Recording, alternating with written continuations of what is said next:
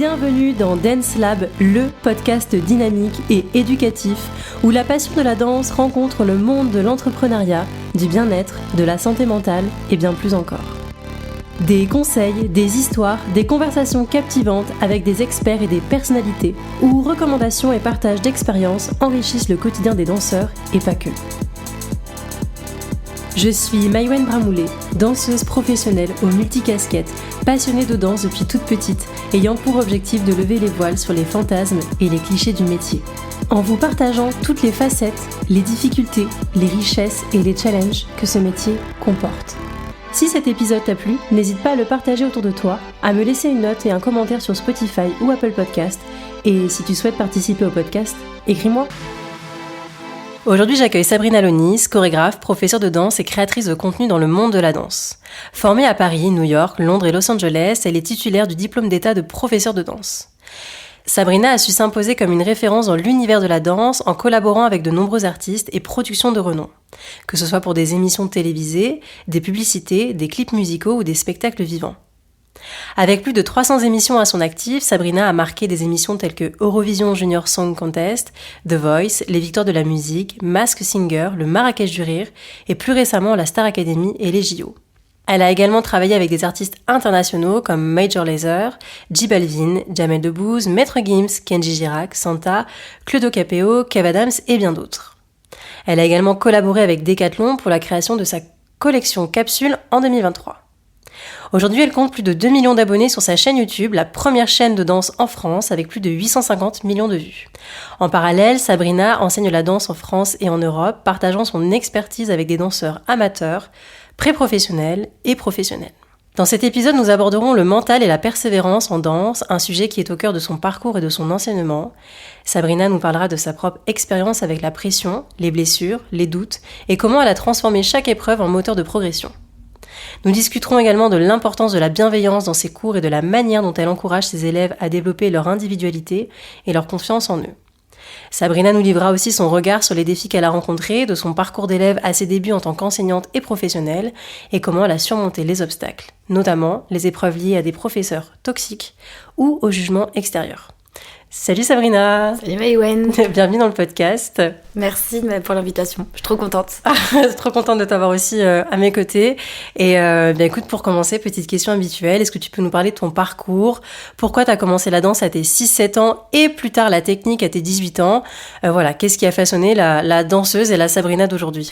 Je vais essayer de faire un petit bloc rapide.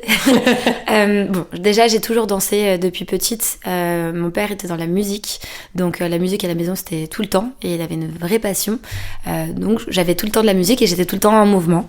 Très jeune, j'ai ma nourrice, donc à l'âge de 8 mois, j'avais déjà raconté cette petite histoire, enfin je crois que je la raconte souvent, à l'âge de 8 mois qui a dit à mes parents, en fait votre fille sera danseuse. Parce que même, tu sais, si tu tapes sur une table, tu vois, tu fais des petits bruits, n'importe quoi, en fait j'étais tout le temps en train de danser sur n'importe quoi. Et donc mes parents se sont dit non, pas spécialement, je pense pas, tu vois, c'est pas ce qu'ils souhaitaient. Alors je pense qu'ils auraient aimé que je fasse médecine ou tu vois, un métier un peu plus stable. Lambda. Voilà, c'est ça. Et au final, donc, vers l'âge de 5-6 ans, ma mère m'a dit bon, je vais t'inscrire dans un cours de danse. J'ai découvert que les cours de danse existaient. Je me suis demandé pourquoi j'y avais pas été plus tôt. Je savais pas que ça existait, tout simplement. Tu vois, à 5 ans, tu sais pas. Ouais. Et là, c'était la révélation. Après, ça m'a plus quittée. J'ai dansé sans m'arrêter, et à l'âge de 18 ans, c'est l'âge auquel j'ai intégré une école de danse pro. Donc c'est là où vraiment, de toute façon on en parlera un peu plus tard, mais c'est là où vraiment j'ai commencé à me professionnaliser dans la danse. Et pourquoi je danse, pourquoi j'ai démarré, c'est juste parce que c'est là depuis toujours. Ok, et oui, tu me parlais tout à l'heure en off que à tes 18 ans, t'as vraiment découvert ce que c'était qu'un dégagé, un en dehors, la conscience du bassin, la conscience du placement aussi et la conscience du corps. Ça a été vraiment une révélation, puisque du coup, moi, j'étais dans ma petite asso perdue. Donc souvent, quand t'es dans ta petite asso, t'es un peu dans les danseurs un peu... tu sais, mis en avant dans ton école, tu vois, dans les galas de fin d'année, t'es un peu devant tout le temps, on t'applaudit, enfin, tu vois, t'as l'habitude d'avoir beaucoup d'attention. Et donc, toi, tu crois que t'es un ouf, tu crois. T'es une star. C'est ça, tu crois. Puis finalement, je suis arrivée dans cette école de danse pro, et franchement, je me suis crue dans Fame, tu vois, j'avais les guêtres et tout, enfin, j'étais prête. Bon, c'était il y a longtemps, c'était la mode des guêtres. Les guêtres reviennent à la mode. Ouais, c'est vrai. Ouais. Bah, tu sais, c'était à l'époque d'Oon de Stress, cette série. Ouais. Et donc, moi, je suis arrivée avec mes guêtres et tout, j'en pouvais plus. J'étais trop contente. Je croyais que j'allais vivre ma meilleure vie. Et là, des positions, un retiré, placement du bassin, je me suis dit, c'est quoi ce truc, tu vois? Et j'ai tout découvert et je suis rentrée chez moi au bout d'une semaine et j'ai dit à mes parents, mais en fait, je sais pas danser.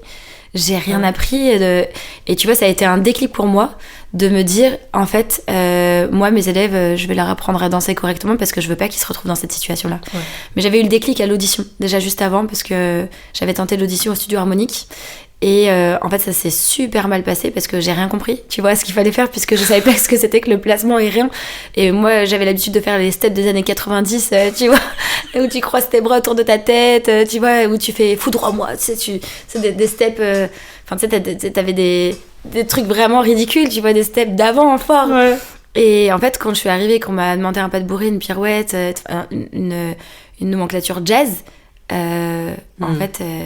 le ciel s'est écroulé, tu vois. Je me suis dit, mais en fait, je sais pas danser. On me parle une autre langue aussi. Ah ouais, t'as l'impression...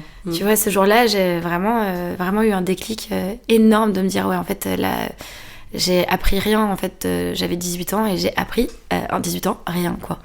Enfin, d'autres choses en tout cas, mais techniquement, c'était la catastrophe, quoi. C'était pas suffisant pour toi? Non, heureusement, j'ai appris plein d'autres choses qui m'ont permis de compléter cette technique. Et donc, quand cette technique, j'ai pu l'acquérir, j'avais construit d'autres choses en termes d'interprétation, de mental, de motivation, de passion. Enfin, tu vois, d'autres choses qui font partie de moi et qui étaient mon socle. Et tout ça mélangé à la technique, ça a pu me faire avancer rapidement, heureusement. Mais au final, ouais, je savais pas faire un battement, un retiré, enfin rien, tu vois, vraiment un dégagé, une vraie pointe de pied correctement, un dos plat, enfin rien, vraiment rien. Ouais, puis quand t'arrives à 18 ans, y a une espèce de pression aussi, parce que tu vois les autres qui ont un autre niveau, mais ça peut aussi pousser à te dépasser. Est-ce que ça t'a mis un peu la pression ? Complètement. En fait, donc, au bout d'une semaine, moi, il faut savoir que donc, après le studio harmonique, où j'ai pas pu intégrer parce que l'audition c'était une catastrophe, pour la petite anecdote, je suis sortie tellement en pleurant que j'étais incapable de prendre les transports. J'ai fait « Maman, viens me chercher !» Et sur la place de la Bastille, elle est venue me chercher, elle m'a ramenée à la maison, je pleurais. Et donc, il y avait une audition le lendemain au Centre des Arts Vivants à Coria. Ouais. Et donc, j'ai passé l'audition le lendemain, c'était pas prévu. Moi, j'étais sûre que j'allais rentrer au studio harmonique, tu vois. Pour moi, j'avais aucun doute, tu vois. Et en fait, ça s'est trop mal passé.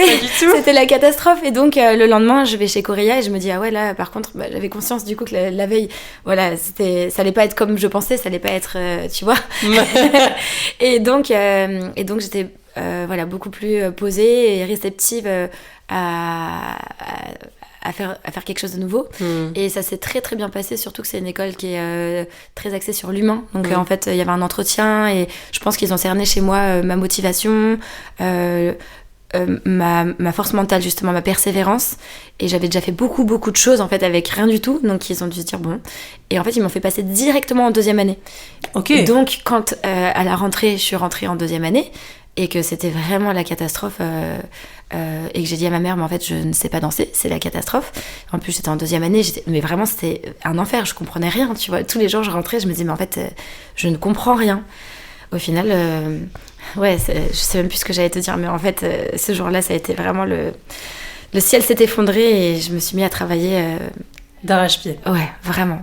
Non, mais de toute façon, le travail, ça paye, tu vois, et je pense que t'as dû sûrement te dire à ce moment-là, ok, hier, j'ai fait, la veille, tu fais un peu la maline en arrivant à l'audition, ça va pas, et le lendemain, tu dis, vas-y, j'ai une deuxième chance, je vais peut-être me donner les moyens, quoi. T'as commencé très jeune à, quelque part, gérer la pression et les obstacles, si on peut appeler ça comme ça. Est-ce que tu peux nous raconter comment t'as développé cette force mentale, je dirais, dès l'enfance ? En fait, assez jeune, j'ai voulu faire une émission qui s'appelle Graines de Star. C'était une émission que t'as pas connue parce que c'est il y a très très longtemps. Mais c'était la seule émission de talent qu'on avait sur M6 à l'époque. Et c'était vraiment... Il y a eu un reportage justement, il y a très peu de temps là-dessus. Je t'enverrai la petite ref, oui. Où ils ont interviewé en fait tous les plus grands qui sont sortis de cette émission. T'avais Jean Dujardin, t'as Jérôme Commandeur justement, t'as... beaucoup d'artistes et de chanteurs qui sont sortis de cette émission et c'était vraiment, tu rentrais dans cette émission et le lendemain c'était explosif et moi c'était vraiment mon rêve de faire cette émission, sauf qu'il fallait un groupe et il fallait un chorégraphe, j'avais pas quelqu'un pour me chapeauter, pour m'aider, donc je me suis dit je vais le faire toute seule et j'avais vraiment envie de faire mes preuves Et j'étais harcelée à l'école. On me disait tout le temps, bah alors, on t'a pas vu dans Graines de Star? Bah alors, tu passes ce soir à l'émission? Ah bah non, t'as pas encore réussi. C'était hyper, tu vois, dans la provoque. Et en fait, très jeune, je me suis dit, bah vas-y, je vais monter mon groupe et moi, je vais la faire cette émission. Donc, je m'entraînais, j'ai monté mon premier groupe et en fait, ça marchait pas parce que pas assez synchro, pas assez nombreuse, pas assez ceci, pas assez cela. J'ai finalement fait des rencontres avec un groupe un peu plus tard dans une autre école de danse. On s'est retrouvés à 6 et là, avec la motivation et beaucoup de travail, on a réussi à faire cette émission. Mais très jeune, tu sais, je gérais déjà le groupe en mode les costumes, les parents, les répétitions, la prod au téléphone, tu vois. T'avais quel âge? À 15 ans, j'avais la prod au téléphone, 14 ans même, tu vois. Normal. Mais et avec le recul, je me dis, ouais, en 14 ans, c'est petit, tu vois, quand même. et ouais, je faisais vraiment ça. Ouais, t'avais envie, quoi. Puis quand t'as un rêve, tu te donnes les moyens, je pense que pour l'atteindre. Ouais, même dans mon anecdote la plus jeune, c'est à 12 ans, dans le bureau du maire, pour demander des salles, tu vois. Je me suis faufilée, ma mère, elle est à la mairie, j'ai dit, est-ce que je peux aller voir le maire? J'ai besoin de salles de danse. Et ils ont dû se dire, c'est qui cette petite? Ils m'ont dit, ok, vas-y, va voir le maire. Tu vois, aujourd'hui, je me dis, mais en fait, tu dois prendre un rendez-vous, tu vas pas dans le bureau du maire comme ça. Mais ils ont dû se dire, c'est cette petite de 12 ans, tu vois, ils m'ont laissé faire. Je débarquais dans le bureau du maire avec mon petit papier, oui, en fait, je veux faire Graines de Star, il me faut une salle de danse pour répéter. Tu vois, c'est ce genre de choses avec beaucoup de culot, mais très jeune, en fait, après à contacter. J'avais envoyé des lettres à des danseurs que je trouvais talentueux dans l'école. Est-ce que tu veux faire Graines de Star avec moi? Enfin, tu vois, j'avais envoyé des lettres. Après, j'avais organisé les répètes. C'était dans ma chambre à l'époque, tu vois, avec des miroirs et tout. Et en fait, ouais, je faisais comme comme un petit manager, tu vois, très jeune, quoi. Ouais. J'allais démarcher aussi, je voulais faire des scènes. À l'époque, il y a toujours d'ailleurs les virades de l'espoir, tu vois, tu connais? Non, je connais pas du tout. C'est des spectacles qui ont lieu le dernier week-end de septembre pour récolter de l'argent pour les enfants malades de la mucoviscidose. Ok. Et il y a des scènes partout, c'est des scènes caritatives. Donc, je mettrai les liens dans la biographie.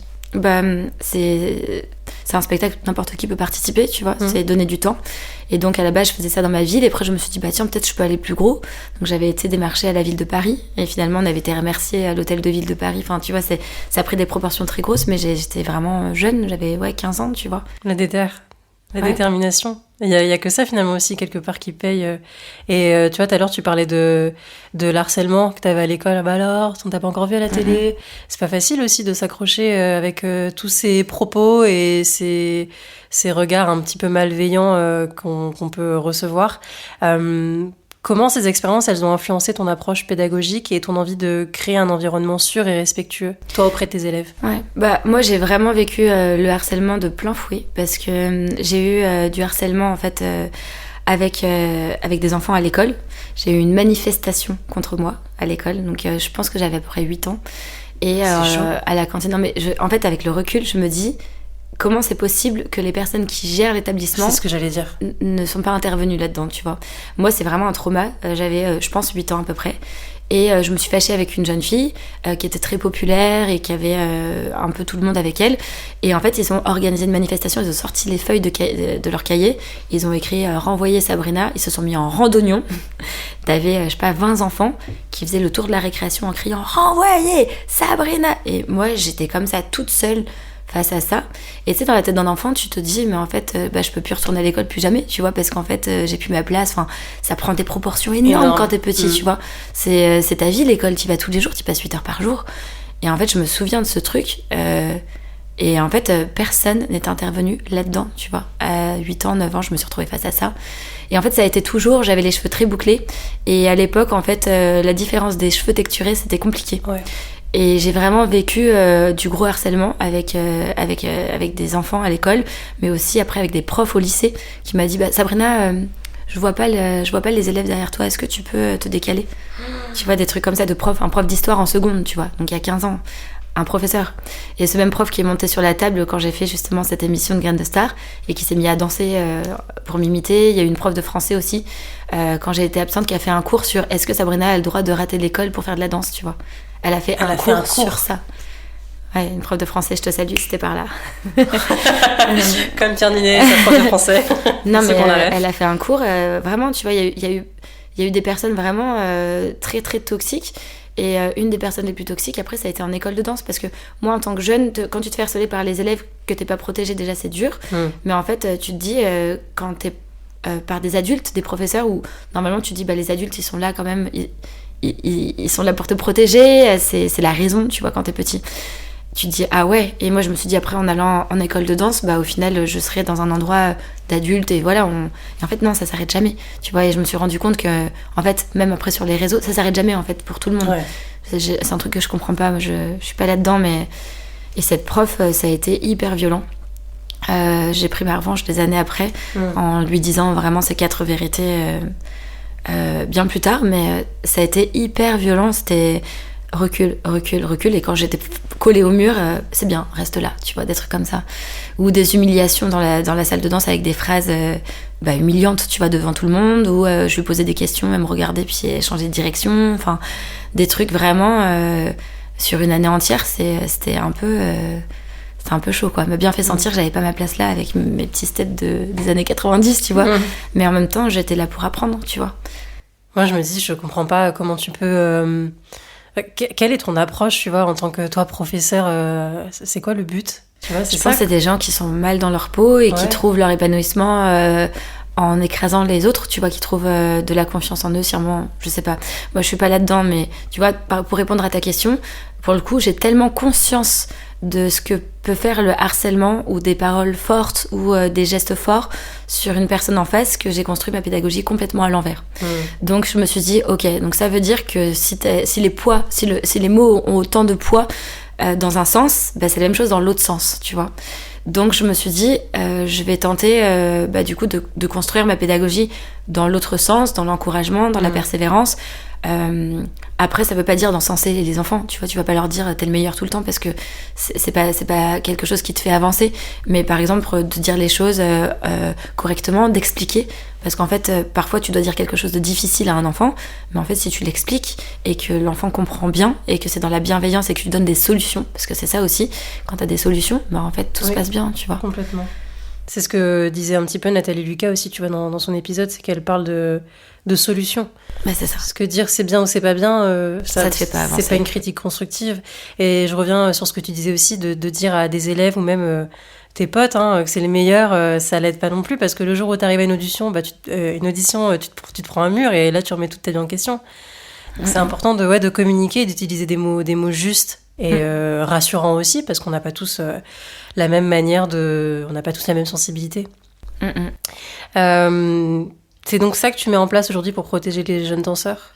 Oui, j'essaie de vraiment communiquer avec eux, d'être transparente, de ne pas leur mentir, parce que en fait, si je veux qu'ils aient confiance en moi, il faut vraiment que je sois honnête, tu vois, que je leur dise la vérité. Donc en fait, un enfant qui va me dire, voilà, moi j'ai envie de faire ma vie dans ce milieu, je veux aller là, je vais lui dire, voilà, on en est là, il te faut ça c'est possible en faisant ça, enfin tu vois, ça c'est compliqué, mais si tu fais ça, c'est ok, enfin tu vois. Après, en vrai, il n'y a pas de limite dans la danse et dans les objectifs, tu vois. Moi, je suis une personne qui pour moi, il n'y a aucune limite. Si demain, tu as envie d'être président de la République, tu peux, tu vois, c'est un peu ça. Je suis vraiment à me dire, en fait, tu vas vraiment où tu veux. Par contre, après, il y a le prix à payer en termes d'investissement. Et ça, c'est t'es prêt ou t'es pas prêt, tu le fais ou tu le fais pas. Mais pour moi, si j'ai envie d'aller sur la Lune, en fait, peut-être que je vais mettre 20 ans à y aller, tu vois. Mais si j'ai décidé d'y aller et que je donne l'investissement nécessaire et que je fais ce qu'il faut, tu vois... on peut aller vraiment où on veut. Il y a plein d'exemples comme ça. J'ai perdu la rêve, faudrait que je retrouve la rêve d'une histoire que j'ai écoutée il y a quelques jours, d'un Américain qui était vraiment dans la rue, mais qui avait rien, tu vois, qui était SDF avec son fils et qui est devenu millionnaire, tu vois, en construisant. Mais par contre, il est passé par des trucs, tu vois, il faut du courage et de la force. Mais le courage et de la force, c'est gratuit, tu vois. Ouais, et puis c'est du travail, enfin c'est toi et toi-même. Oui, c'est ça, mais je veux dire, c'est pas quelque chose que... On l'a tous, tu vois. C'est à toi de t'accrocher à ça, c'est à toi de te dire, ok, là je veux aller là. Après tu décides, ok, pour aller là, il va falloir que je fasse ça. Je suis prête ou je suis pas prête à le faire. Exactement. Mais si jamais ton objectif c'est d'aller là et que tu fais les concessions pour, il y a pas de raison, tu vas où tu veux en fait. C'est ça aussi que je donne aux enfants, tu vois, beaucoup, où je leur dis, ok, tu veux quoi ? Tu veux un solo dans 2 ans ? Ok. Là, il te manque ça. Qu'est-ce qu'on peut faire ? Donc, tu peux peut-être t'inscrire dans un cours de classique pour construire ça. Tu peux peut-être ceci, cela. Ok, il faudrait peut-être plus d'heures. Qu'est-ce que tu fais à la maison ? Comment tu t'entraînes, tu vois ? Parce que à la maison, la façon dont tu t'entraînes aussi, ça joue. Ouais. C'est-à-dire, si tu refais ta chorégraphie juste sans objectif, comme ça, tu peux danser pendant 10 ans et sans avancer. Par contre, tu peux la faire juste 1 heure et avec des objectifs précis. Et en fait, t'auras avancé plus qu'une année entière, tu vois. Complètement.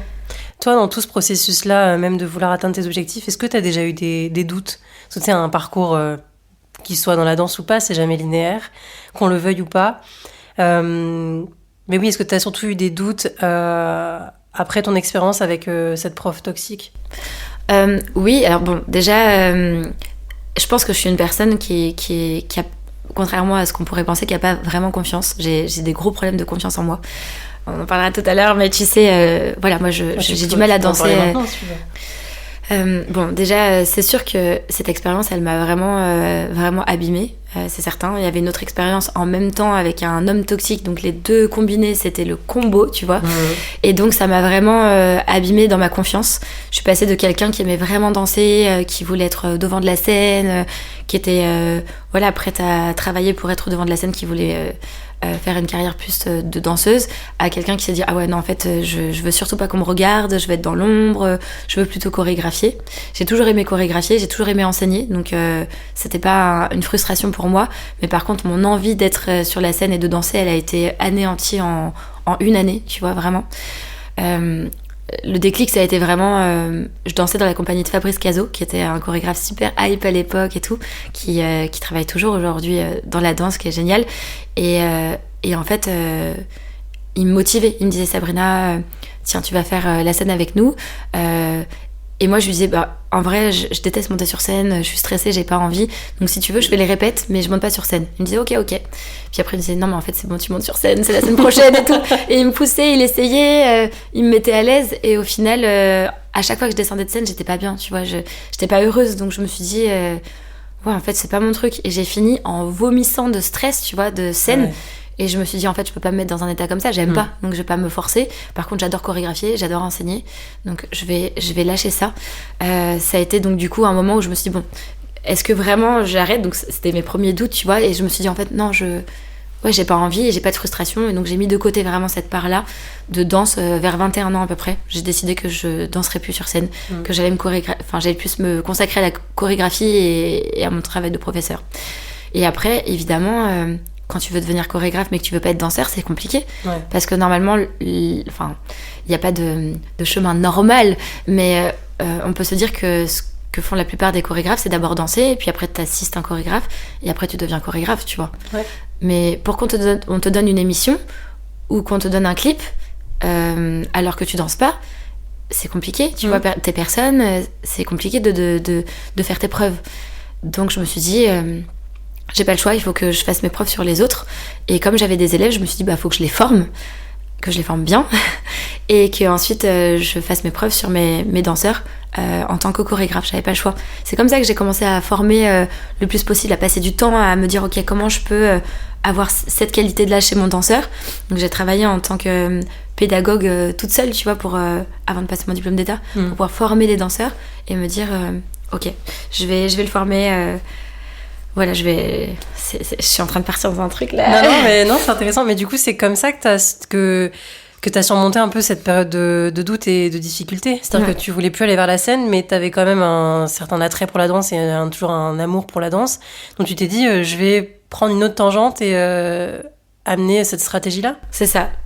C'est ça, et au final, j'ai vraiment des visions de moi dans mon lit le soir à 3h du matin en train de me dire, c'est un métier chaud, mais je vais faire comment, et comment j'aurai des contrats, enfin tu vois, un peu comme tout le monde aujourd'hui, mais en me disant, bah sauf que moi je veux pas danser, je veux être chorégraphe, tu vois. Comment je vais sauter cette étape-là, quoi.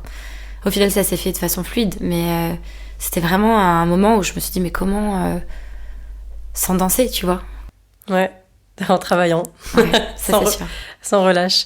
Donc ouais, la télé, elle a toujours fait partie de tes rêves. Est-ce qu'à un moment, tu t'es dit que c'était un rêve un peu trop grand pour toi ? Et ben c'est ça qui est étonnant, c'est que malgré mon gros problème de confiance, je me suis jamais dit qu'un objectif n'était pas atteignable de ce style-là. C'est-à-dire que j'avais des doutes de me dire comment je vais faire, mais je me suis jamais dit je vais pas y arriver. Vraiment jamais. C'est-à-dire que pour moi, il y avait aucun doute, j'allais y arriver. C'est ça un petit peu la différence entre les deux.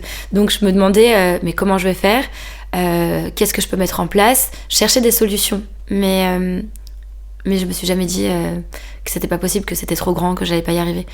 Je me suis dit à l'âge de quoi, 15, 16, j'avais 17 ans.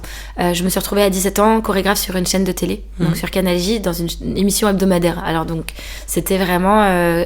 on tournait 4 émissions par mois. C'était énorme. Enfin, tu vois, pour 17 ans, je gérais le stylisme, les danseurs, les chorégraphies. J'avais 15 chorégraphies par mois à faire en même temps que je passais mon bac.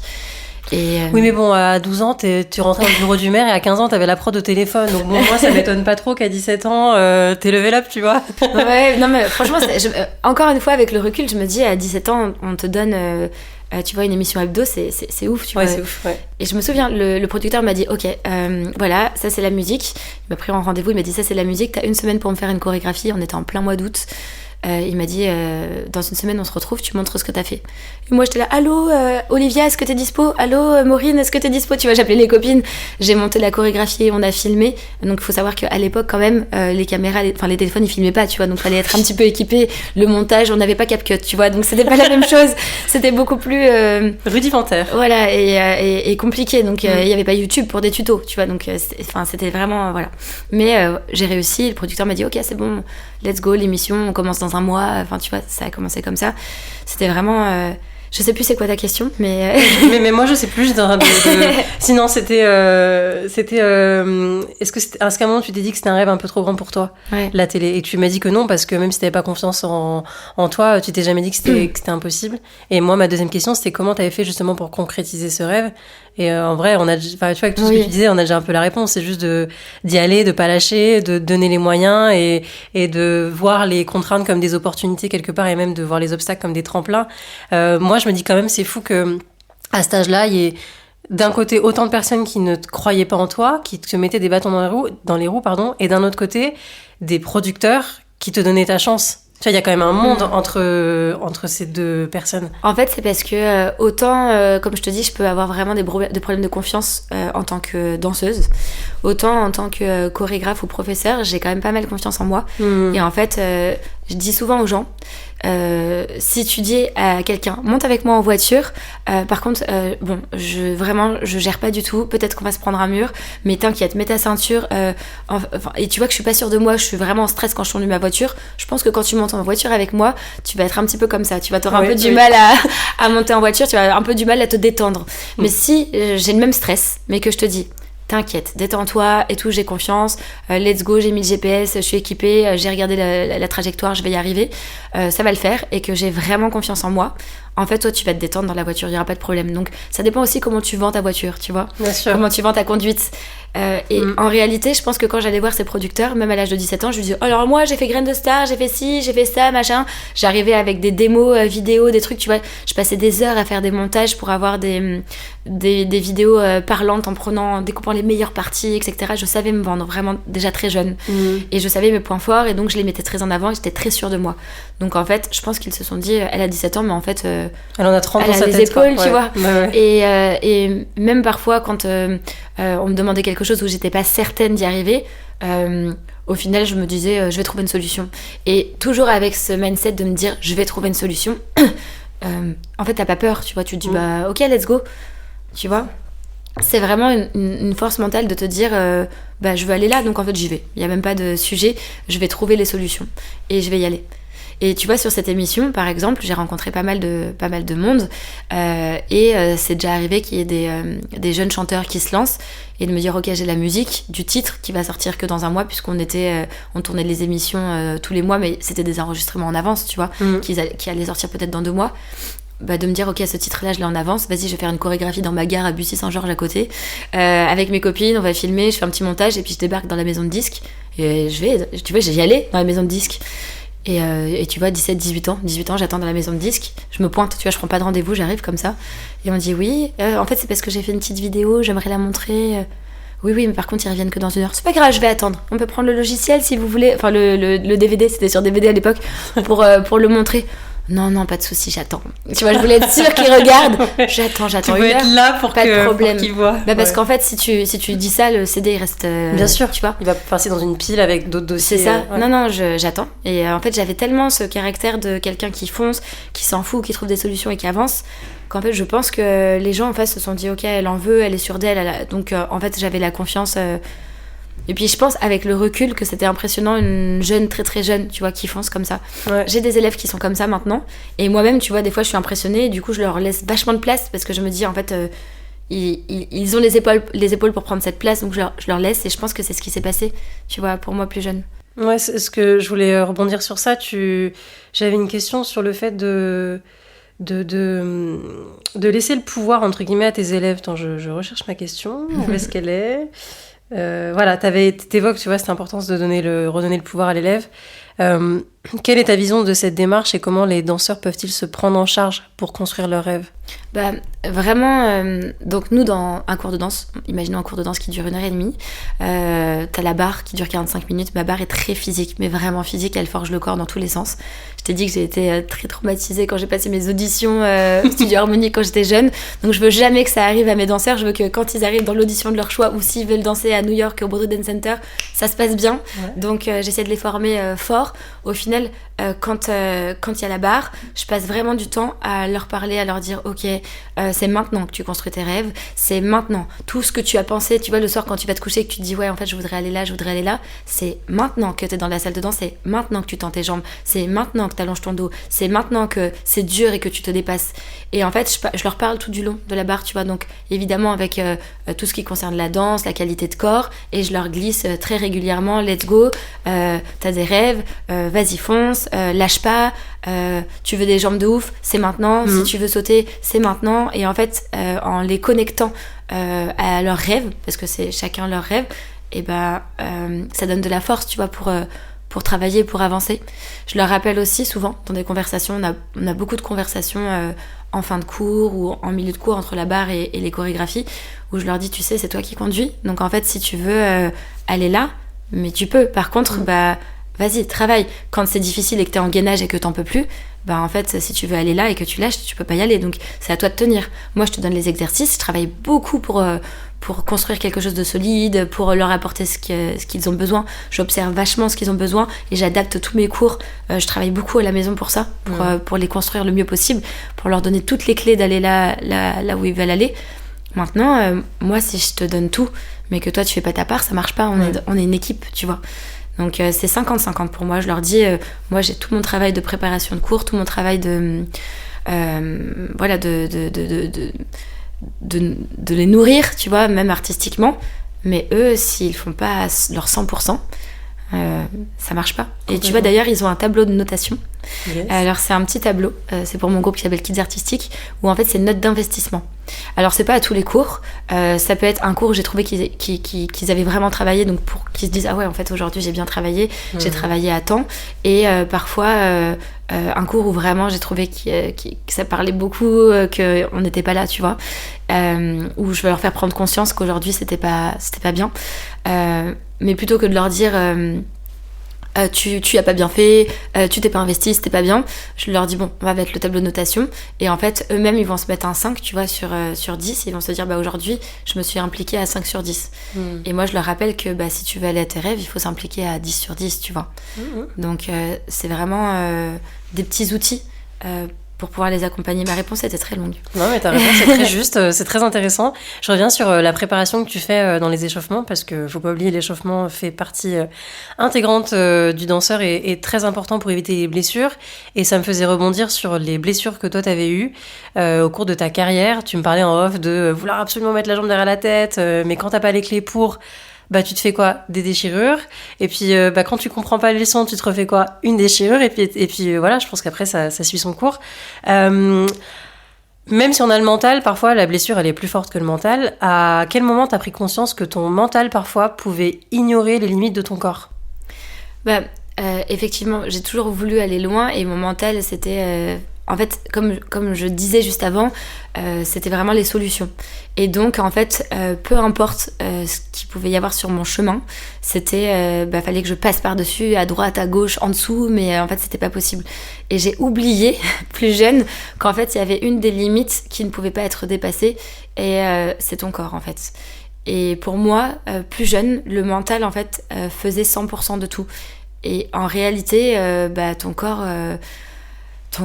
s'il y a des jours où t'as pas dormi, t'as pas mangé correctement, t'es pas hydraté, t'as travaillé trop la veille, c'est pas possible. Même avec toute la volonté du monde, ce n'est pas possible. Ça, je le rappelle beaucoup dans mes cours aujourd'hui, puisque j'ai appris de tout ça, qu'en fait, je leur dis souvent d'ailleurs, la phrase c'est faites ce que vous pouvez à votre maximum avec le corps d'aujourd'hui. Tu vois, je leur rappelle souvent... pareil, qu'ils ont le pouvoir là-dessus de se dire ok, aujourd'hui mon 10 sur 10 c'est pas le même que demain mon 10 sur 10, tu vois, parce que si t'as pas dormi, ton 10 sur 10 d'aujourd'hui il est pas t'as pas la même énergie, mais peut-être qu'avec ta fatigue d'aujourd'hui, ton 10 sur 10 en fait tu peux quand même l'attraper, tu vois ce que je veux dire. C'est tout est relatif, mais pour moi il n'y avait pas, cette notion-là. Pour moi, le 10 sur 10, c'était le même tous les jours, tu vois. C'est-à-dire que je devais aller à la lune tous les jours, et peu importe le corps, peu importe si j'avais dormi ou pas. Donc effectivement, j'ai tiré ma jambe, je me suis fait une déchirure toute seule, j'ai travaillé beaucoup trop d'heures d'affilée, je me suis fait un claquage de 10 cm sur le psoas. Et c'est ce jour-là où, tu vois, le médecin m'a dit, j'étais dans une clinique du sport, m'a dit... Mademoiselle, même sur des très grands sportifs, un claquage de 10 cm à votre âge, je n'ai jamais vu ça. Il faut se calmer. Tu vois ? Ça, c'est clair. Et là, je me suis dit, ah ouais, ok, bon. Et tu vois, le mois de cette époque, c'était, ok, je redanse quand ? Qu'est-ce que je dois faire pour redanser tout de suite, tu vois? Il m'a dit, mais là, en fait... du repos. On redanse pas. Et moi, j'ai appelé la directrice de mon école pro à l'époque. Je lui ai dit, est-ce que je peux venir? Je m'assois sur une chaise et je fais que les bras, tu vois? Et j'ai été à aller en béquille, tu vois? J'habite quand même près de Disney. Donc, le trajet, tout le trajet en béquille, tu vois, à force de mes bras, le matin qui prend plus de temps à me lever plus tôt pour m'asseoir sur une chaise et faire que les bras, tu vois? Parce que je me suis dit, mais... moi, je suis en retard, tu vois, comme je t'ai dit, j'ai commencé la technique à 18 ans. Je suis en retard par rapport aux autres, tu vois, je peux pas rater un cours, je peux pas rater une info, je peux pas ne pas travailler pendant 2 mois, parce qu'on m'a dit 2 mois, tu vois. Donc, avec cette volonté, j'ai été en béquille, je me suis assise sur une chaise, j'ai fait les bras. Et la directrice qui m'a vue tellement désespérée m'a dit, bon, je t'ouvre tous les cours open sur les vacances. Donc, elle a été... donc, c'est Martine Curtacadé, tu vois, qui est vraiment... Qui ça, pardon? Martine Curtacadé. Okay. C'est ma maman de la danse, tu vois. Et donc, elle m'a beaucoup soutenue toute ma vie. En général, c'est un de mes mentors.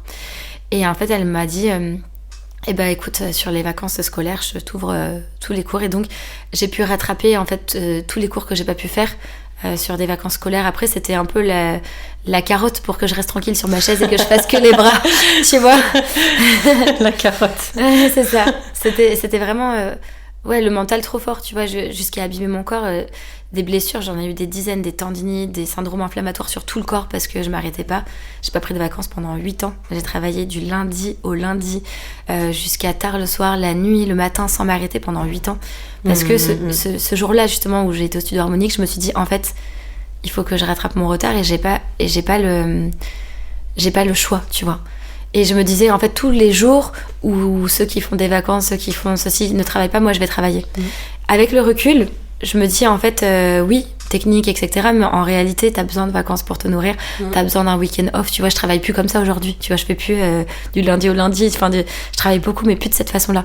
Mais à l'époque, j'avais pas de limite. Et c'était vraiment 7 jours sur 7, 24 heures sur 24, avec 0 vacances. Est-ce que c'est un petit peu ça qui t'a amené au burn-out? Je voulais l'aborder, parce qu'on en a parlé en off, et c'est vrai qu'on aborde de plus en plus la santé mentale, les questions liées au burn-out et tout, surtout dans la danse. Parce que pareil, je suis un peu... Je dirais pas de la même époque, parce qu'on a quand même une dizaine d'années d'écart. 9 ans. mais on a quand même, je trouve, moi je suis arrivée dans le milieu de la danse avec ce truc de un danseur, il a pas mal, il doit pas dire qu'il a mal, il doit pas s'arrêter. En fait, si, quand t'as mal quelque part, parfois il faut s'arrêter parce que sinon ça peut devenir beaucoup plus dangereux. Et aussi... on commence à aborder, donc je disais de plus en plus les questions liées à la santé mentale parce que on se rend compte que les danseurs, on est des humains aussi à côté et que, enfin, même pas à côté, on est des humains et que c'est important de faire des pauses. Est-ce que c'est toutes ces choses-là qui t'ont amené un peu au burn-out ou pas du tout? Si, en fait, en réalité, là, toute cette période dont je te parle de formation, j'étais vraiment jeune. C'était entre mes 17 et mes 25 ans, tu vois, à peu près. 25-26, je pense. Et en fait, ça, c'était ma formation. Le problème, c'est qu'en fait, j'ai continué comme ça pendant des années. Après, ça a démarré. J'ai eu mes premiers clips, mes premières grosses télés. J'ai eu pas mal d'opportunités. Et en fait, le problème, c'est que je suis très perfectionniste. Et donc, quand je fais un job, je veux le faire à 100%, mais je veux faire tout à 100% et je veux rien refuser. Et donc, je me suis retrouvée à m'impliquer de cette façon-là, donc avec cette force-là dans ma formation que j'avais. Mais dans mon travail de prof, dans mon travail de chorégraphe, dans mon travail dans tout ce que j'entreprenais. Et donc le fait de vouloir tout faire bien et à fond comme ça, à un moment t'es limité par le temps, par ton corps. J'avais toujours pas compris que mon corps avait des limites à ce moment-là. Je travaille toujours dessus aujourd'hui avec des vrais outils maintenant. Voilà, j'ai beaucoup plus équilibré, même si ça reste quand même quelque chose que je sais que tu vois, ça fait partie de moi, tu vois, d'être un peu vraiment de foncer. Tête baissée. Voilà, c'est ça. Au final, à force d'être comme ça, il y a un jour où je me suis retrouvée sur un job où je comprenais pas les objectifs, je comprenais pas ce qu'on me demandait. Et mon côté perfectionniste m'a fait complètement vriller. Et ça a été un déclencheur. J'étais en voiture, je roulais et j'ai eu des idées noires. Je me suis dit, oh, non mais moi je suis pas comme ça. Tu sais, je suis quelqu'un de très positif, qui trouve toujours des solutions, qui avance. Et je me suis dit, là, il y a un truc qui va pas. Et je suis aussi quelqu'un qui réagit très vite. C'est-à-dire que, tu vois, si je suis à la gare, le RER, ça marche pas, il passe pas, je suis déjà dans le métro, 5 minutes après, j'ai pris un autre chemin, tu vois. Yes. Donc ce jour-là, dans ma voiture, je pense, dans le quart d'heure qui suit, j'ai appelé mon médecin, je lui ai dit, il y a un problème, mon cerveau, ça va pas là. Et on parlait pas de santé mentale comme ça à cette époque-là, c'était il y a quand même une dizaine d'années en arrière, peut-être 8-10 ans, tu vois. Et donc je me suis retrouvée chez le médecin le soir même qui m'a pris, qui m'a dit là en fait vous êtes au bord de la dépression, burn-out, tout ça, il faut prendre des médicaments. J'ai dit ah non pas du tout, je vais rien prendre du tout, je vais aller voir un psy, je vais aller voir quelqu'un, je vais travailler. Il m'a donné juste quelque chose pour redescendre, respirer, tout ça. Et en fait j'étais incapable d'aller donner mes cours. Je suis arrivée devant la salle, je me suis mis à pleurer. J'ai appelé la personne qui s'occupe du bureau de la danse, en fait, Nawel.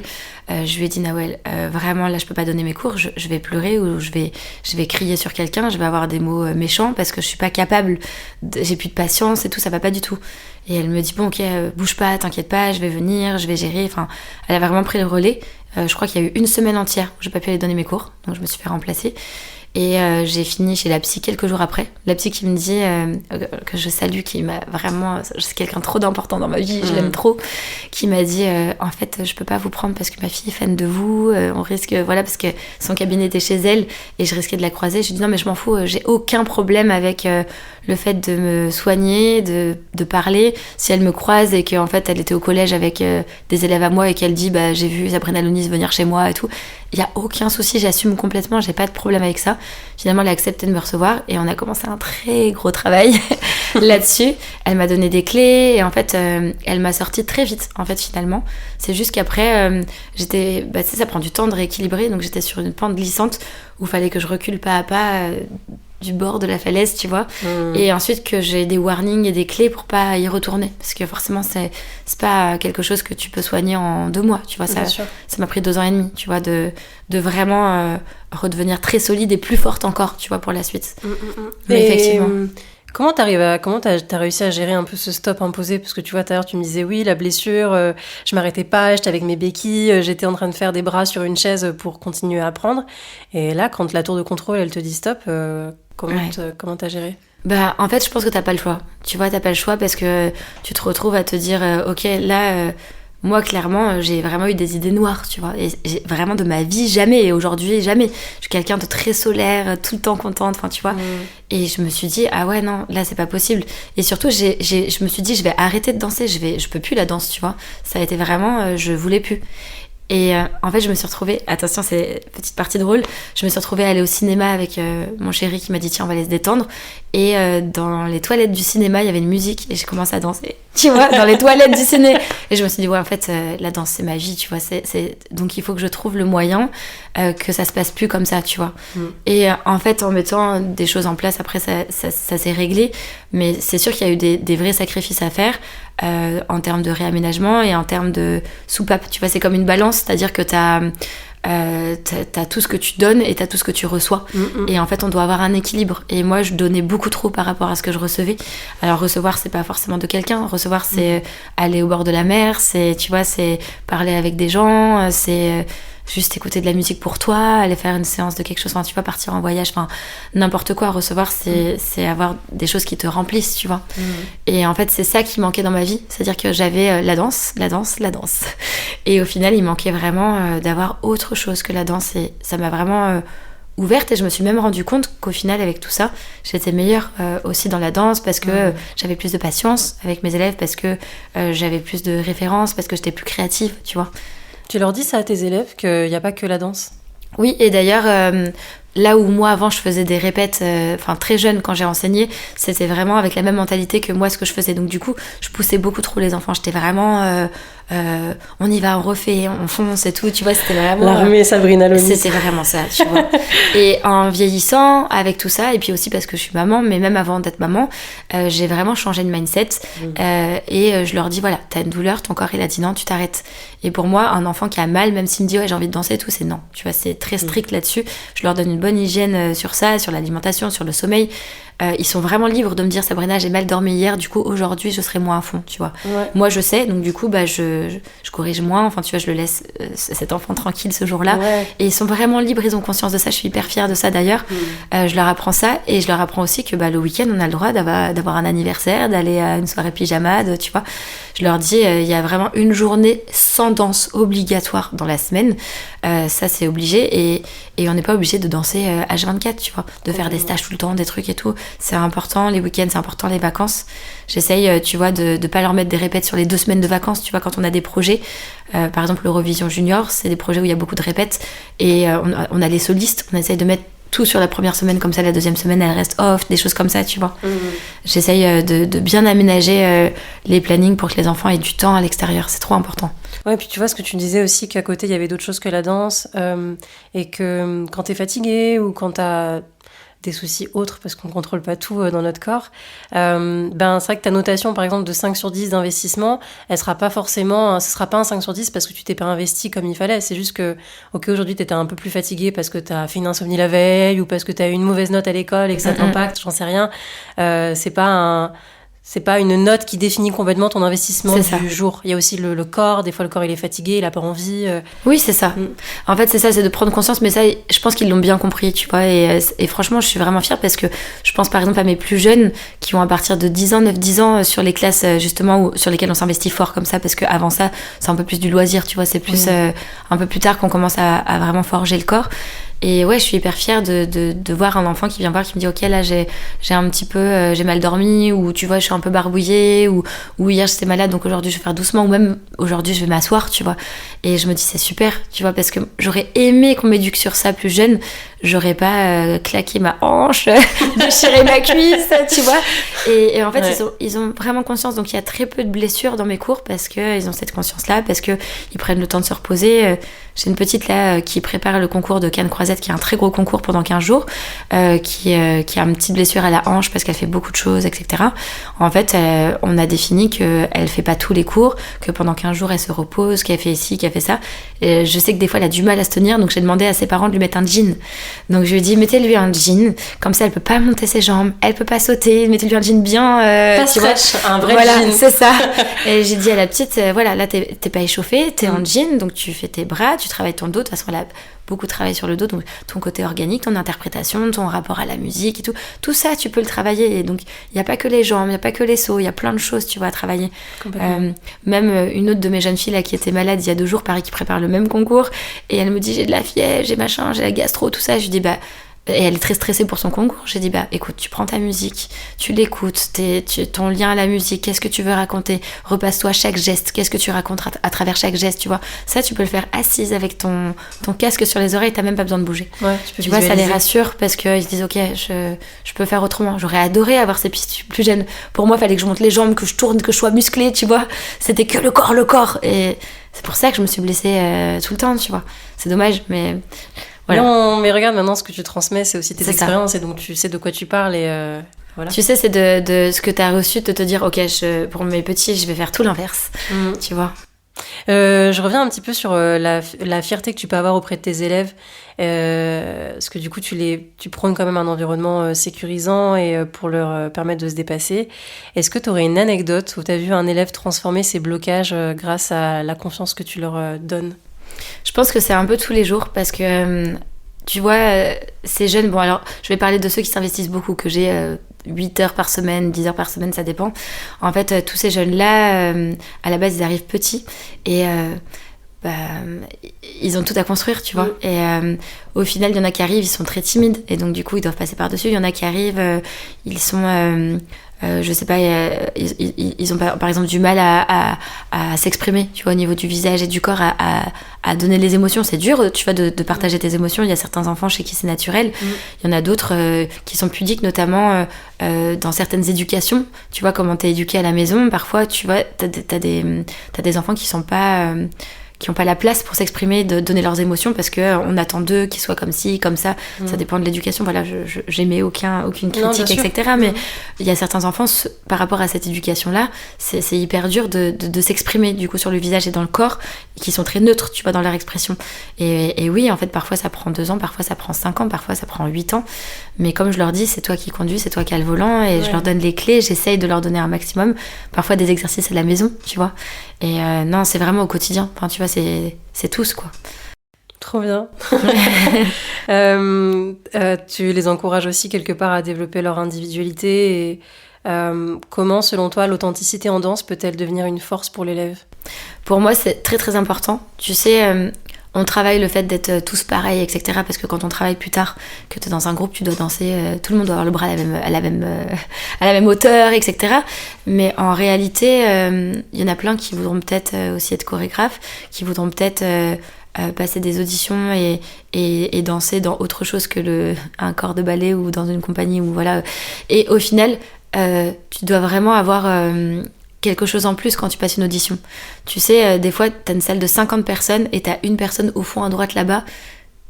Tu peux pas expliquer pourquoi. C'est elle, tu vois.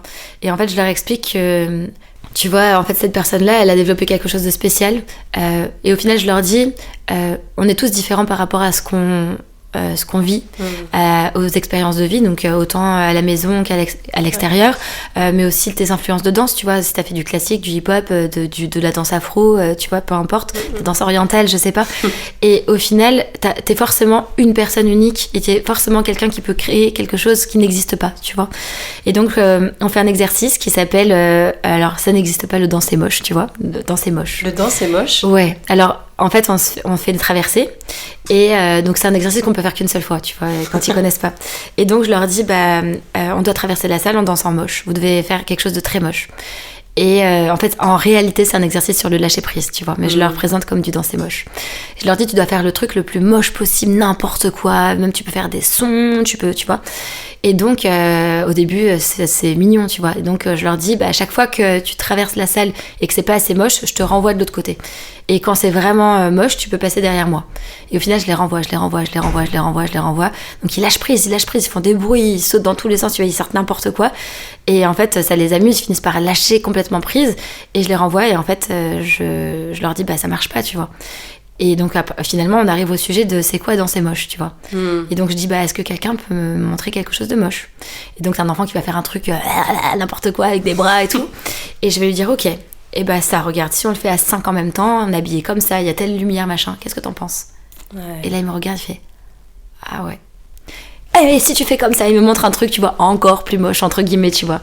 Et je lui dis, ouais, mais là, tu les habilles en académique, machin, nanana, tu les mets en ligne et tout, tu mets du sable par terre, je fais, t'en penses quoi? Ah ouais, du coup, c'est quoi un truc moche? Ça n'existe pas.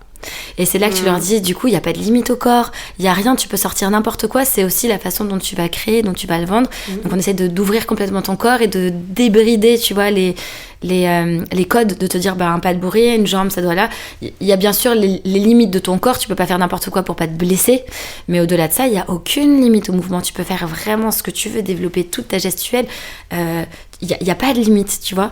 Et je leur dis, du coup, imagine ta gestuelle comme ça, machin, que tu arrives à la développer, tu mets plein de danseurs, tu fais ci, tu fais ça, ça marche, ça n'existe pas, c'est magnifique, et tu crées ta compagnie, tu deviens quelqu'un. Donc, développe ton moche, tu vois, entre guillemets. Ouais. Et donc, on a vraiment cet axe-là.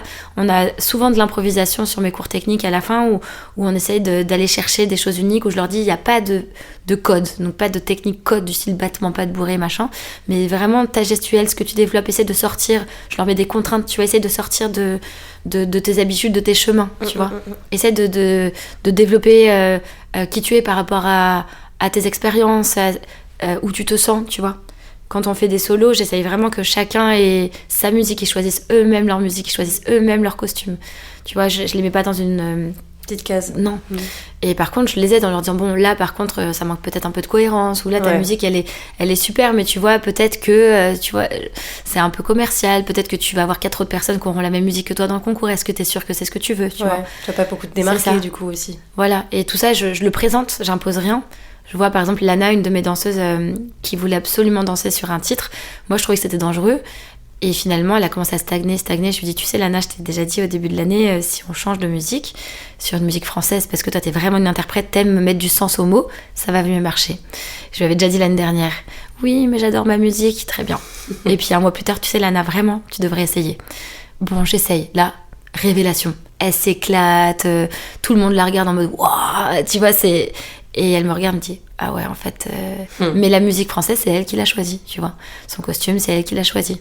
Et ça lui parlait. Je lui ai dit, t'es sûre cette musique? Parce que beaucoup de monde l'utilisait, tu veux pas chercher? Non, c'est celle-là, vraiment. Ok, on y va, tu vois. C'est eux qui tiennent les rênes. Moi, je les accompagne, mais je développe vraiment ce sens-là de leur responsabilité, leur vie, leur cadre, leur chemin, tu vois. Je fabrique, entre guillemets, alors fabriquer, c'est un mot un peu fort, mais je pose des briques, tu vois, dans des artistes. Mais du coup, c'est pas des soldats, tu vois. Même si on a la rigueur de soldats. Oui, c'est normal. On a vraiment, faut qu'on en parle vraiment de ce sujet. Hein. On est vraiment ultra rigoureux. Tout à l'heure, je rigolais, je disais l'armée, mais il faut être un petit peu des militaires aussi, nous, en tant que danseurs, pour garder cette rigueur, cette discipline, d'avoir une bonne hygiène de vie, de prendre soin de son corps, etc.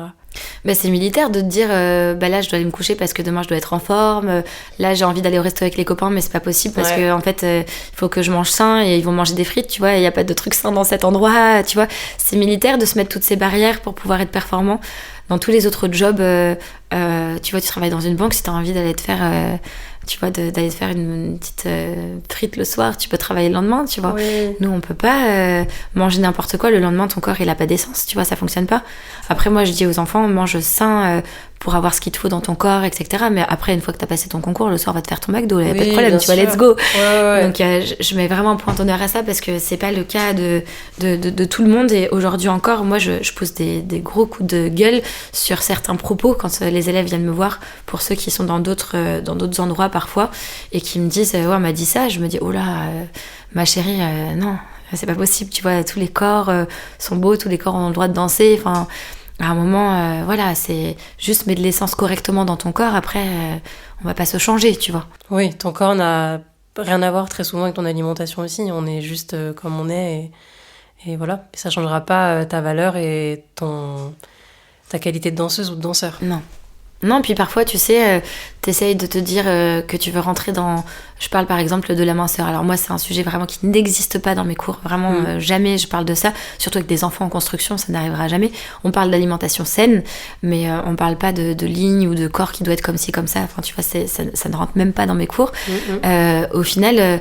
Je me dis, si t'es quelqu'un qui veut rentrer dans le corps, enfin tu vois, je sais pas, par exemple, tu veux avoir 10 kilos de moins, en fait, toutes les privations, est-ce que ça engendre? Probablement que t'es moins performant dans plein de choses et que ça engendre des frustrations, ça engendre plein de choses des blessures, mais aussi. Ça fonctionne pas, tu vois, c'est pas... Quand tu manques de minéraux, tes muscles, ils ne se nourrissent plus aussi, donc tu peux aussi te blesser comme ça. Non, ça marche pas. Manger équilibré, manger sain, oui, tu vas manger rien, non, c'est pas possible. Non. Je voulais revenir sur la performance justement. Comment le mental aussi peut impacter une performance? Qu'est-ce qui se joue dans la tête d'un danseur? Ça, c'est vraiment complètement fou. Mais vraiment, tu sais, on travaille beaucoup sur ça. Pareil avec mes élèves, parce qu'en fait, t'as vraiment tout qui change du tout au tout. Mais vraiment. C'est-à-dire que quand t'arrives dans un cours de danse en te disant je vais m'éclater, ça va le faire et tout, que t'es dans des bonnes conditions, c'est pas le même cours que quand t'arrives en te disant j'ai peur, je vais être nulle, je vais pas y arriver. Ça change, mais du tout au tout. Donc on parle vraiment de bienveillance, de non-comparaison. Donc ça, c'est vraiment un speech que je fais dès le début de l'année, même en vocal. Je fais des vocaux sur tous mes groupes WhatsApp de tous mes élèves pour qu'ils puissent les réécouter, tu vois, plusieurs fois. Et en fait, il y a une règle, c'est il est interdit de se comparer dans mes cours, mais interdit strictement, tu vois. Et en fait, je pense que déjà, si t'es pas dans la comparaison, que t'es pas Oui, moi je voulais venir à la comparaison aussi, même positive, parce que par exemple, effectivement, se comparer de manière négative pour dire s'auto-rabaisser, c'est pas bon. Mais si par exemple demain je vois une danseuse que j'admire et effectivement, par exemple, je sais pas, mon niveau il est là, son niveau il est là, je me dirais attends, ok, quelque part je me compare parce que je crée une espèce de disparité, de différence entre elle et moi, mais d'un autre côté, si t'as cette intelligence et ce mental du bon danseur, je dirais, quoique c'est pas... Il n'y a pas de bon ou de mauvais danseur, mais de bon mental, mais je me dirais, ok, comment elle a fait pour arriver là? Et donc, du coup, cette comparaison m'amène à de l'inspiration. En fait, moi, je pense qu'il faut vraiment faire la différence entre comparaison et inspiration, tu vois.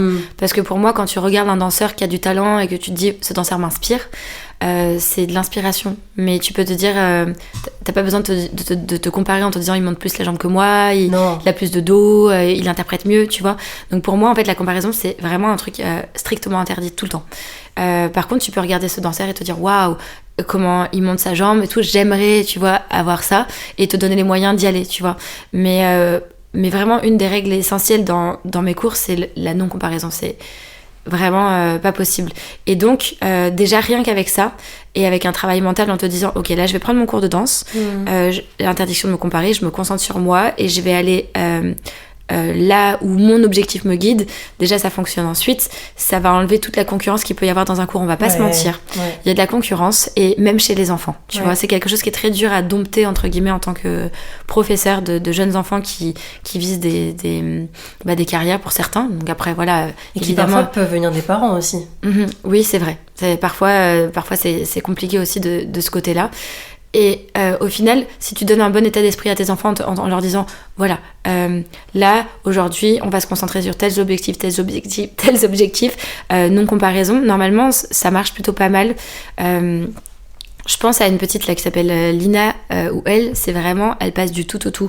C'est-à-dire qu'elle a confiance en elle, ou elle a pas confiance, mais vraiment pas la même danseuse. Mais vraiment, d'un jour sur l'autre, tu vois, c'est impressionnant. On se rend compte d'à quel point... ton esprit en fait agit sur ton corps, c'est vraiment abusé.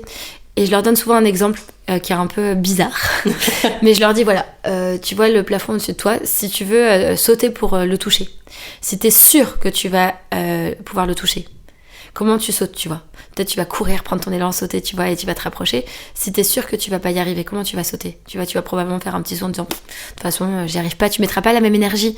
Tu vois, si tu crois en quelque chose, tu mettras pas la même énergie. Donc en fait, croire en quelque chose, c'est croire en toi, tu vois, en te disant aujourd'hui, moi je veux aller là. Et du coup, je crois en moi, je fais le mieux, je me donne de l'amour, je me donne du bon, tu vois. Parfois, quand... ils sont en colère contre eux, je leur dis mais là t'es en colère contre toi, tu peux pas y arriver, remercie ton corps, c'est cool, tu danses, c'est chouette, tu vois.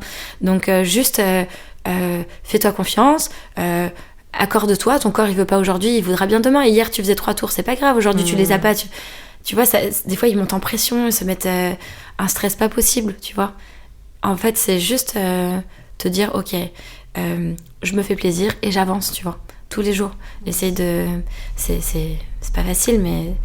Non, la pression, ça détruit un danseur, quoi, vraiment. Complètement. La concurrence aussi, la comparaison, c'est un enfer. Surtout quand tu arrives dans des cours de danse et que tu te dis qu'est-ce que je fais là, pourquoi je suis là, j'ai pas ma place, parce qu'il y a des meilleurs, non, t'as ta place. Tu sais que... prendre ta place.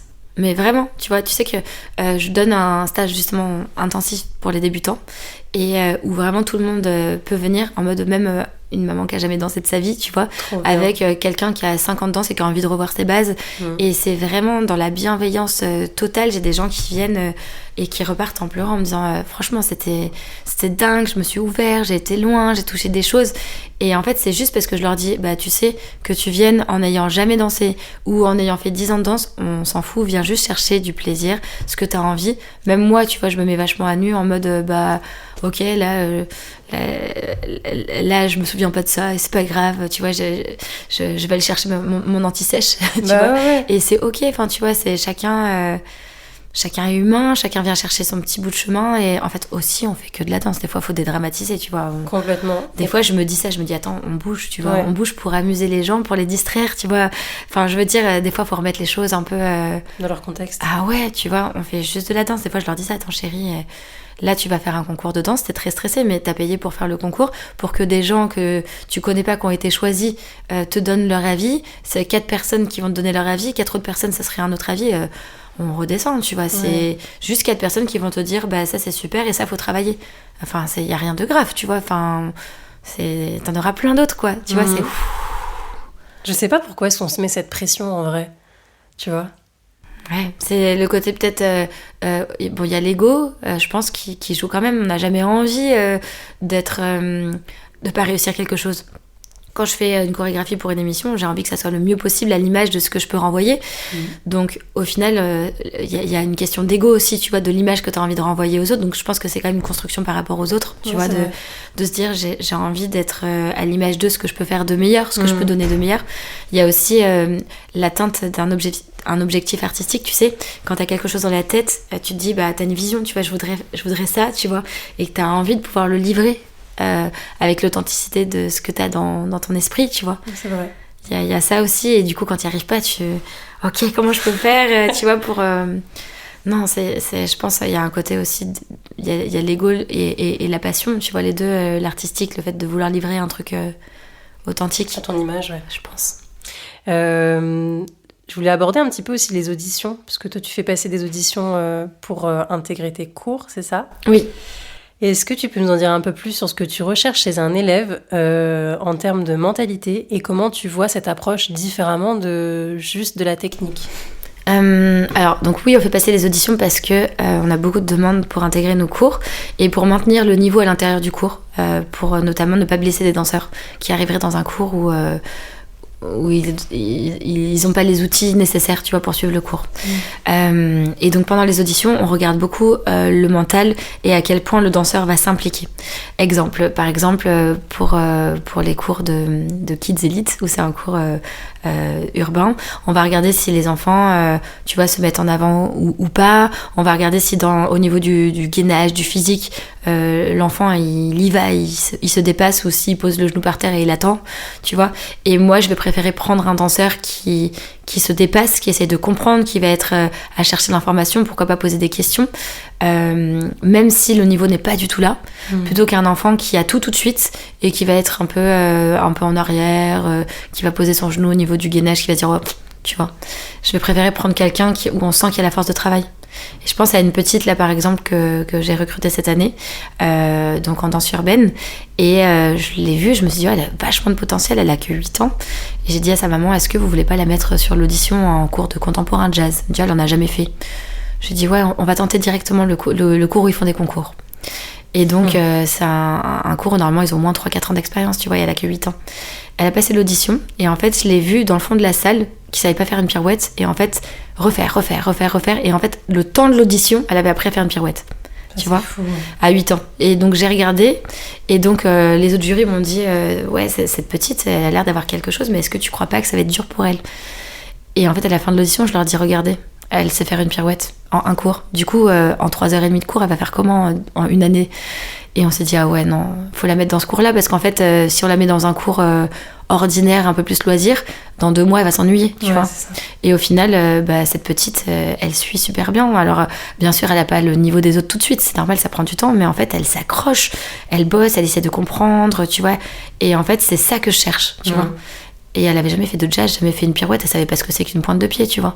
Mais en fait non, mais quand tu t'accroches et que t'as le dépassement et que tu montres que t'as envie, après tu sais que tu peux leur faire tout. Enfin, mais c'est ça, c'est ça. Tu sais qu'ils auront la niaque d'apprendre et d'évoluer parce que ce sera déjà ancré en eux.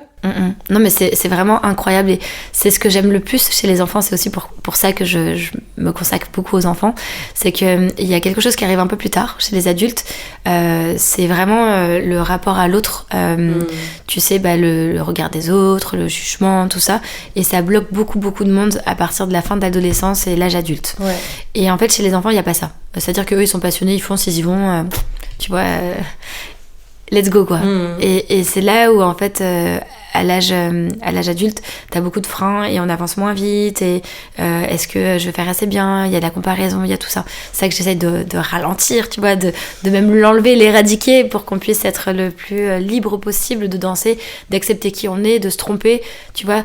On a mis en place quelque chose par exemple dans mes cours, c'est que quand quelqu'un chute, on l'applaudit, tu vois. Alors c'est quelque chose qui devrait être ordinaire, mais en fait on leur apprend dès petit. Quand il y en a un qui arrive pas, on l'encourage. Quand par exemple on fait une traversée et que t'es le dernier danseur à traverser, tu sais, parfois t'as tendance à être au milieu de la salle et te dire vas-y, j'arrête tout de suite à traverser, tu vas pas jusqu'au bout.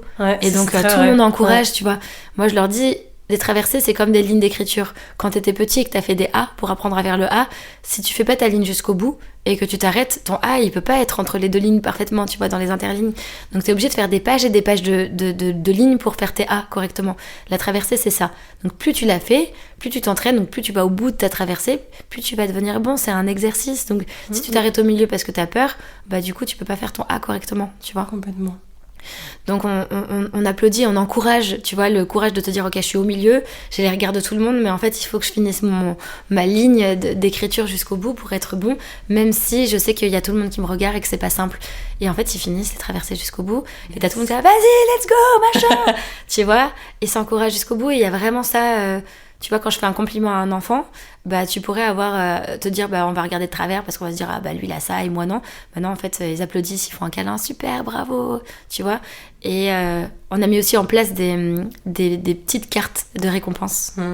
Et donc on valorise la bienveillance, le courage, mais aussi la rigueur, tu vois, d'autres choses. Mais il y a 10 cartes différentes. Et ces cartes-là, on les distribue chaque semaine à un danseur. Et en fait, tu peux vraiment valoriser des enfants qui, par exemple, n'arrivent pas du tout à avoir les résultats dont ils rêvent, mais qui s'accrochent, qui travaillent comme des oufs en disant voilà, j'ai remarqué que tu étais courageuse, que tu travaillais dur, même si tu n'as pas ce que tu veux tout de suite. J'ai remarqué que tu travailles sur ton interprétation, que tu n'arrives pas à faire tomber ton mur, même si il n'est pas encore tombé, tu vois. Et donc, on valorise vraiment tout ça, les efforts en fait, on valorise vraiment les efforts. Et on souligne tout ça, et donc du coup comme on valorise plus les efforts que le résultat, bah il y a moins ce truc là de concurrence, de comparaison, parce qu'en fait les efforts c'est personnel, tu vois. Oui, et puis il y a aussi ce côté d'apprécier ton chemin et ton process pour arriver à tes objectifs. Ça c'est plus dur parce qu'ils sont petits. Oui, parce qu'eux ils le perçoivent pas, mais toi je pense qu'à travers toutes ces clés un jour ils le comprendront, ils seront en fait c'était pour ça. Mais oui, non mais franchement c'est chouette, les jeunes danseurs, enfin je travaille aussi avec les adultes, tu vois, j'ai un cours pro, mais en fait des cours d'adultes pro j'en ai que 2 par rapport à tout ce que je donne toute la semaine, donc c'est vraiment les enfants et c'est passionnant, tu vois. Ils ont quel âge les enfants à peu près? Plus jeune c'est 6, mais c'est assez rare, je prends plutôt 7, tu vois, ils sont un peu petits à 6 ans, donc ça dépend du mental, justement s'ils sont prêts à suivre des consignes, etc. Et après les adultes, il n'y a pas d'âge, tu vois. Ok. C'est varié. Oui. Écoute, on arrive à la fin de l'épisode. Je voulais te poser encore quelques questions, un petit peu en termes d'introspection, par rapport à toi-même. Donc, tu as travaillé sans relâche pendant des années, et encore maintenant, en sacrifiant beaucoup de temps pour arriver là où tu es aujourd'hui. Et aujourd'hui, quel regard tu portes sur cette époque ? Je regrette pas tout ce que j'ai fait, puisque au final je me dis la personne que je suis aujourd'hui, et j'aime la personne que je suis aujourd'hui, c'est le résultat de cette époque aussi, de tout ce que j'ai traversé. C'est aussi grâce à ça que je fais respecter les limites à mes élèves et qu'elles sont si importantes dans mes cours. J'ai sacrifié vraiment beaucoup de choses, genre au niveau de la famille, des moments importants dans la famille où j'ai pas été, des vacances, des moments, voilà. J'ai la chance d'avoir encore ces personnes-là près de moi, donc de pouvoir réparer tout ce que j'ai raté, en fait, entre guillemets. Donc je regrette pas, mais j'ai cœur à du coup ne plus laisser en fait ces limites être franchies, même si c'est un travail au quotidien pour moi toujours. Ouais. Oui. Et oui, on n'arrête pas comme ça du jour au lendemain. Non. Tu parlais justement de sacrifice, et avec du recul, quel conseil tu donnerais à quelqu'un qui rêve de réussir mais qui a peur du prix à payer ? Franchement, on va pas se mentir, dans la danse comme dans d'autres milieux, c'est des sacrifices, c'est du temps. C'est du temps. Après, je pense qu'il y a plusieurs façons de le faire. On n'est pas obligé de travailler 10 heures par jour pour réussir quelque chose, mais il est certain qu'en travaillant 3 heures par jour, on peut pas y arriver. Donc après, un sacrifice, c'est pas forcément tout mettre de côté. Un sacrifice, c'est aussi quand t'es dans ton temps de cours, te mettre un coup de pied aux fesses et dépasser tes limites, tu vois. Te dire, ok, par exemple, pour moi, c'est très dur tu vois, je parle par exemple d'expression, de te dire, voilà, j'ai mon mur et tout, j'ai pas envie de livrer ça, mais en fait, si je m'exprime pas, je suis pas touchante. Si je suis pas touchante, je peux pas aller travailler et tout. Enfin, tu vois, on peut pas monter sur scène et toucher personne, on peut pas danser neutre, tu vois. Mais c'est aussi un sacrifice de te dire, ok, sur ça qui est difficile dans ma vie, je vais travailler, je vais faire tomber ce mur, tu vois, ce temps-là. Il y a pas que le temps, mais je pense qu'on n'a pas le choix. Franchement, on n'a pas le choix. Ça, c'est ma vision. Je pense qu'il y a vraiment des choix à faire. Après, c'est des choix personnels. Si tu veux aller là, tu fais la liste de ce que tu devras faire. Et après, c'est toi qui dis, je le fais ou je le fais pas. Tu vois, le jeu en vaut la chandelle. Du coup, ça a coupé. Je ne sais plus dans quoi on était. Pour clôturer l'épisode, on va parler un petit peu de tes projets. Tu m'as parlé d'un projet d'ouvrir une école de danse. Est-ce que tu peux nous en dire un peu plus ? Quel type de valeurs t'aimerais transmettre à travers cet espace ? Bon, je pense que ça va rejoindre clairement toutes les valeurs que t'as exprimées durant cet épisode. Voilà. Si t'as d'autres projets aussi, n'hésite pas. Oui, alors j'aimerais vraiment monter cette école de danse, en fait, axée sur ce que je fais actuellement. La seule chose, c'est que c'est vraiment du temps et que, comme tu vois, avec mes cernes, je travaille vraiment beaucoup. Tu vois, puis j'accorde aussi beaucoup de temps. Tu vois, j'ai une fille de 3 ans et demi, donc j'accorde du temps aussi à tout ça. C'est très important pour moi de séparer. Et donc... j'aimerais vraiment que dans cette école on ait toutes les valeurs effectivement de partage, de non-comparaison, tu vois, de dépassement de soi. Enfin, voilà, j'aimerais que ça soit un endroit, une safe place, tu vois, un endroit vraiment où tu viens pour apprendre, pour te construire, pour être meilleur, mais en sécurité, où tu te sens bien, où tu es heureux de venir danser. Tu sais, parfois on perd la passion avec les années parce que on travaille tellement dur qu'on perd un peu pourquoi on fait tous ces sacrifices justement de temps, de physique aussi. Et en fait, j'aimerais que dans cet endroit, on n'oublie jamais ça, tu vois, qu'on sache, parce qu'à chaque fois qu'on sort du cours, on se dit oh, c'était trop bien, j'ai kiffé, même si c'était dur, j'ai kiffé, tu vois. Un endroit comme ça.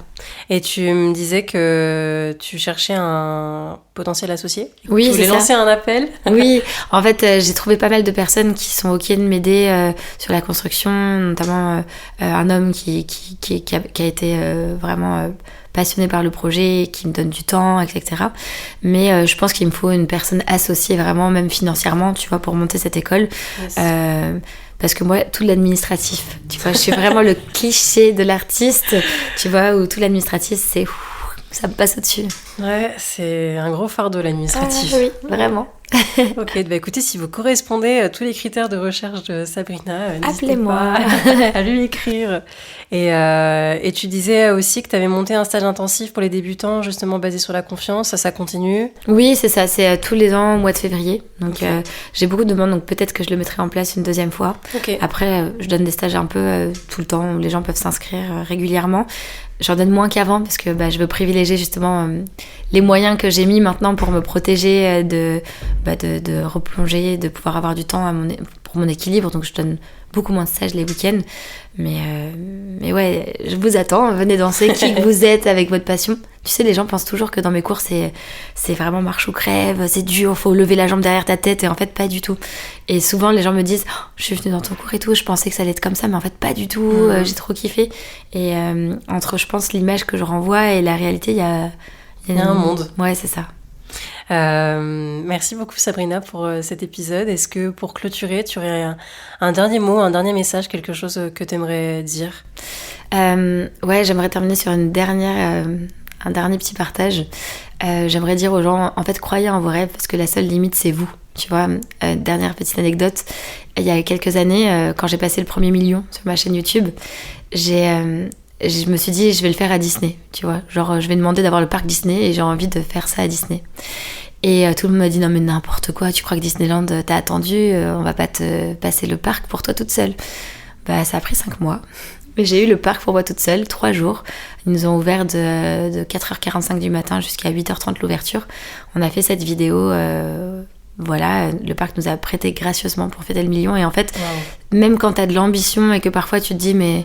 En fait, c'est beaucoup trop ambitieux pour moi parce que je suis que ça, tu vois, entre guillemets.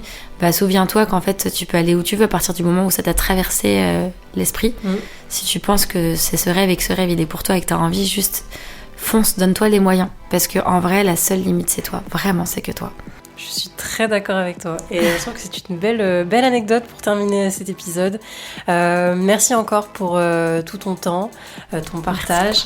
Et voilà, si vous avez aimé l'épisode, n'hésitez pas à le partager, à mettre des étoiles, à envoyer un message à Sabrina ou à m'envoyer un message, à vous abonner, à aller découvrir ses cours si peut-être vous ne les connaissez pas et que vous découvrez Sabrina à travers cet épisode. Voilà, merci d'être resté avec nous jusqu'au bout. Merci Sabrina et je vous dis à bientôt. Envoyez plein de force à Maïwen. C'est trop mignon. Ciao, ciao. Salut.